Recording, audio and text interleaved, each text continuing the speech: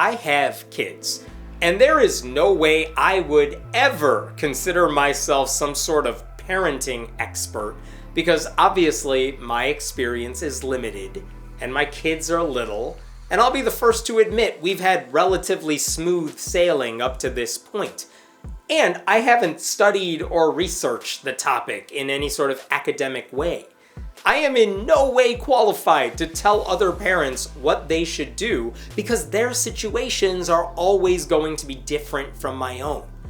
If a friend wants advice, that's one thing, but I feel like it would be ethically wrong to offer unsolicited advice to the world as if I know better than everyone else. None of that hesitation, however, stopped Matt Kennedy from offering his advice. Kennedy is the rector of Church of the Good Shepherd, an Anglican church in New York, and he's the father of 6. And in a very clear example of conservative Christians telling on themselves, Kennedy recently revealed his best child-rearing advice on Twitter. Why should you listen to him? What are his qualifications? Well, to begin with, Kennedy says his children are older and, very importantly, none of them are in jail. Let's just pause there for a second, because that is not the accomplishment he seems to think it is. People can get locked up for dumb reasons, like marijuana possession, or they can be arrested for protesting in support of civil rights, or maybe their circumstances are such that they got wrapped up with a bad crowd or made bad decisions. None of that, however, makes them bad people. Sometimes it just means they haven't had a chance to succeed. Or sometimes you get a mugshot because you were willing to take the hit for a cause you believe in. And obviously, there are plenty of people who say and do horrible things who are not in jail because our legal system is slow or broken, or because their ethical failures are not necessarily criminal, or because they just believe a lot of harmful things. Kennedy did not say I'm a successful parent because my kids volunteer and give to charity and help other humans. I mean, maybe they do, I don't know. But let's cut the bullshit that he's a good parent because his kids are not behind bars. That's such a privileged conservative talking point. But okay, let's hear this amazing advice he's put together from various books and other parents and his own life. How can all of us make sure our kids grow up to be mindless robots whose only claim to fame is avoiding the cops? First is the most important rule: immediate obedience. In fact, not to immediately obey is to disobey. We are going downhill, and the list just started. The idea here is that parents are always right, and kids are always wrong, and any sign of defiance must be stopped. But we're not just talking about kids who refuse to do their chores or homework. Here's the problem with demanding obedience. It teaches kids that they have to listen to authority figures no matter what, regardless of the reason. That's the problem with it. What happens if your parents are actually wrong about something? Should kids speak up or obey? Because parents make mistakes, but there's no room for correction in this rule. I mean, if I obeyed my parents, I would have become a doctor a long time ago. This is especially problematic advice when we're talking about authority figures, whether they are parents or pastors, who are abusive. They are relying on kids to be obedient and never question anything and to never speak up. Predators are counting on kids to respect their authority and never challenge what they say. Kids need to learn when rebelling is okay. I mean, of course parents want their kids to listen, but if you want that lesson to stick, your kids need to understand why they are being asked to do something. Good luck with that, by the way, since kids have notoriously short attention spans and this very annoying habit of not parsing nuance. But that is your job as a parent, to keep explaining this stuff until it clicks. If it makes sense, I promise it will, eventually. It's not like his method always works, either. I mean, just look at sex education. Telling kids to be abstinent before marriage has almost always failed, no matter how many silver rings they wore or what pledges they signed. It leads to unplanned pregnancies and all those kids at church camp finding loopholes. In Jesus' name we go to fifth base. Obedience without understanding is pointless. More information is good, but teaching comprehensive sex education, that is, understanding, so that kids who want to wait still know how everything works, and those who choose to experiment or have sex at least know how to protect themselves, is so much more effective. The point is, obedience itself is not a virtue. Want to be a good parent? Teach your kids the difference between right and wrong and why that's the case. It's not hard to talk about the golden rule or the value of trust, but telling kids that they need to do something only because their parents said so, it's just laziness masquerading as sage advice. I know I'm going off topic here for a moment, but bear with me. This is also my problem with so many of those homeschooling fundamentalist textbooks and conservatives who hate Common Core math. They want you to learn a basic algorithm or memorize a times table because that's how they learned it and they were obedient little soldiers, not realizing that teaching kids a better way to think about numbers will actually help them do more complicated math in the future. It's the same principle. It's obedience versus critical thinking. It's rote memorization versus understanding what you're actually doing. Parents who demand obedience are people who don't have the skills to explain why their kids should listen to them. Second rule, speak to, answer, look at your mother with absolute honor, respect, and deference. If you're being mean to her, it's like you're being mean to me. Well, that got very patriarchal very quickly. The implication here is that his kids would not treat their mother with respect if he didn't require it, but why wouldn't they? It also suggests that they're deferential to him, not because he's earned it, but because they're scared of him. He's telling on himself. And once again, as much as I want my kids to listen to me, and as frustrating as it can be when they don't, this idea that all kids must be completely deferential to their parents is bad advice, especially when your parents are wrong about a lot of things. And if your parents are conservative Christians, you better believe they are wrong about a lot of things. They require obedience because a lot of the bullshit they believe is not reasonable. But going back to this rule, what does it say about Matt Kennedy's kids that they might disrespect their mother? Could it have something to do with the idea that conservative Christians like him teach that women are meant to be submissive and silent in church? And that their greatest achievements in life are supposed to involve kitchen appliances and whatever else comes out of their uteri? By the way, a lot of times, kids just imitate their parents. So if they're disrespectful to their mother, maybe we should be asking how this guy treats his wife. Third rule, no lying. It's cute at first, but lying babies must be stopped before they enter a lifetime of misery. The man who teaches his kids that Jesus rose from the dead and God answers their prayers and evolution is a hoax wants you to know that lying is bad. Listen, kids lie. They're really bad at it too because kids are just the worst actors, like every single one of them. I am so much better at it. But here's the other thing. Kids tend to lie about small things. They're not lying about where they hid the body of the dude they just stabbed. They lie about breaking a toy or who started a fight with their sibling. You can talk these things out. You can explain why lying is bad. But the question we should be asking is, why are this guy's kids lying? Is it because they are just being silly? Or is it because they're kids and they instinctively don't want to get in trouble, even if it's deserved? Or is it because they made a mistake and they don't want their parents to find out? Because that's a teachable moment right there, if you're a good parent.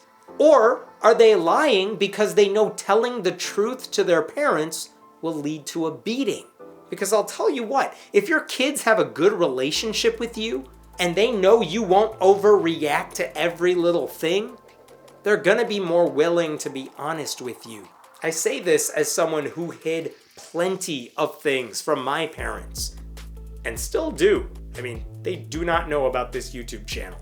Fourth rule, at the table, eat whatever you are given cheerfully, and never say anything negative about any food that is set before you, ever. I have to say, if you asked me for the 4 most important rules for parenting, this would not have made my rough draft.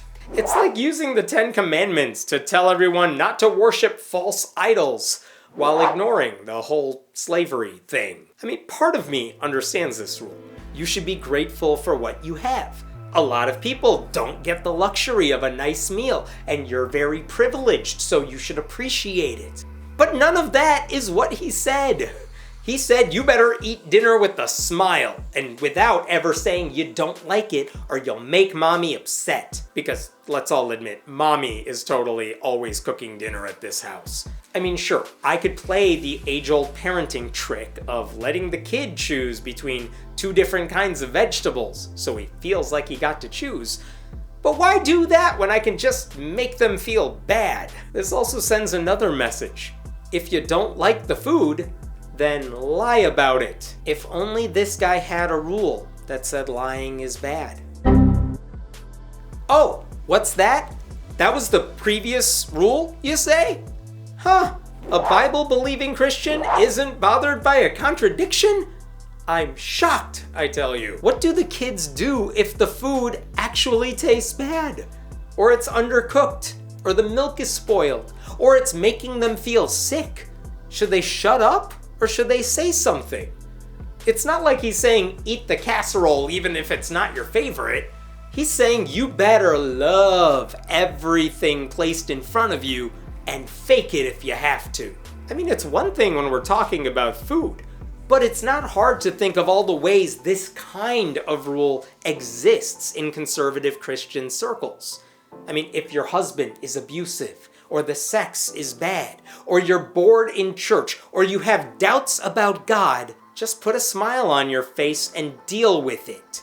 Don't you dare say you're not happy. That's not an option. This is actually a hallmark of fundamentalist Christianity. This belief that your body isn't your own. It's why women aren't supposed to have abortions, because the fetus matters more than she does. It's why women in unhappy or unsafe marriages are told to stick with it, because she now belongs to her husband, spiritually and sexually. And yes, that is the message you are sending when you tell kids to eat whatever food is in front of them, no matter what. You are teaching them to ignore what their own bodies are telling them. You're teaching them not to voice their displeasure even when it's warranted. So those are Matt Kennedy's 4 rules for raising good, non-jailed kids. But he's not done with this Twitter thread, because he also says if his kids broke a rule, there were immediate consequences. We used corporal punishment. That, of course, means he hit them, or he used a stick, or a ruler, or a belt, or whatever else he had available. This is standard practice in conservative circles. It was promoted by the likes of Christian child abuse advocates like James Dobson of Focus on the Family, or Michael and Debbie Pearl, who wrote the book To Train Up a Child. There is no shortage of Christians and ex-evangelicals who have stories about how their childhoods were ruined because their parents treated those fundamentalist ideas as gospel. They learned that it was better to lie to their parents than do something that might lead to a beating. And how could anyone blame them? I mean, I've said this in other videos, but if you say spanking or any physical punishment is okay because you were spanked as a child and you grew up just fine, no, you didn't. You grew up to be the sort of person who thinks physical abuse is okay. And listen, guys like Matt Kennedy will always say they are not promoting abuse. It's a light spanking, You're not supposed to leave bruises. But responding to bad behavior with any kind of physical abuse sends a very clear message. Violence is okay as long as it's justified. It doesn't matter that the violence is relatively mild. Matt Kennedy even anticipates that rebuttal in his final tweet, saying, "After discipline comes a hug, forgiveness, and assurance that he or she can never do anything to stop our love." To put that another way, I'll abuse you, but I love you. In fact, I'm abusing you because I love you. He has no idea how traumatizing that kind of thinking can be. It's the same mentality, even the same words, used by a lot of grown men who are domestic abusers. Just ask their wives, or hopefully their ex-wives. Maybe you're familiar with the biblical story of Job and how God made his life a living hell. Job was a good man, but God took away everything he loved, including his family members. Yet Job still worshipped God. Preachers tell that story to help us realize the importance of remaining devoted, no matter what we're going through in life. But any sane person hearing that story should really come away from it realizing what happens when a horrible person goes on a power trip. Hurting somebody, but claiming you love them, is not comforting. It is cruel. You know what? Who cares if Matt Kennedy's kids end up in jail? Here's what we'll do. When they finish their sentence, we'll just give them a hug. It'll be like nothing bad ever happened. And if you think that makes no sense, you are correct. This idea that pain is the only way to teach someone a lesson is such broken brain Jesus thinking. As plenty of people said in response to Kennedy's thread, they were traumatized by their own parents who acted this way. And you know the worst part about it? In a final tweet he added on at the end, he admitted that none of this is foolproof. Your child can still end up taking the wrong path. It's the only sensible thing he said. That alone should nullify everything he said earlier. You should follow his rules so your kids grow up all right and out of prison. But you know what? They may not work. Oops. It never occurs to Kennedy that parents who raise their kids without violence and without Jesus and without overreacting to their kids' lies can also raise decent humans. We do it all the time.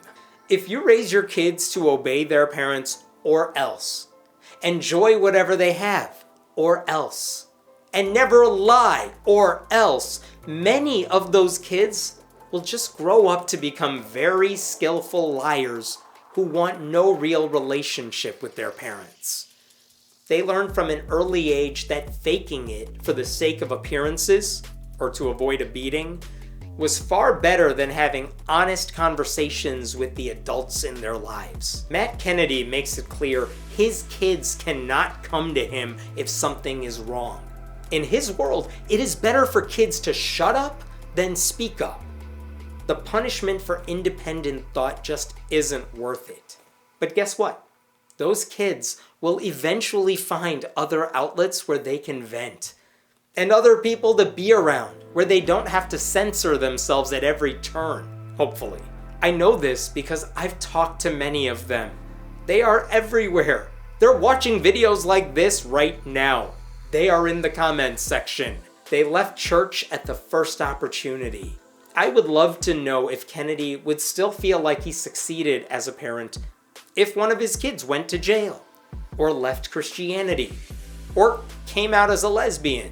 I would love to know how he would handle kids if they were on the autism spectrum, because some of those kids might have sensory processing issues which could make certain foods seem disgusting to them. I mean, there is a valid argument to be made that parents need to be seen as authority figures more than friends, at least when their children are learning right from wrong. But to treat them like robots instead of human beings, it's just setting them up for failure.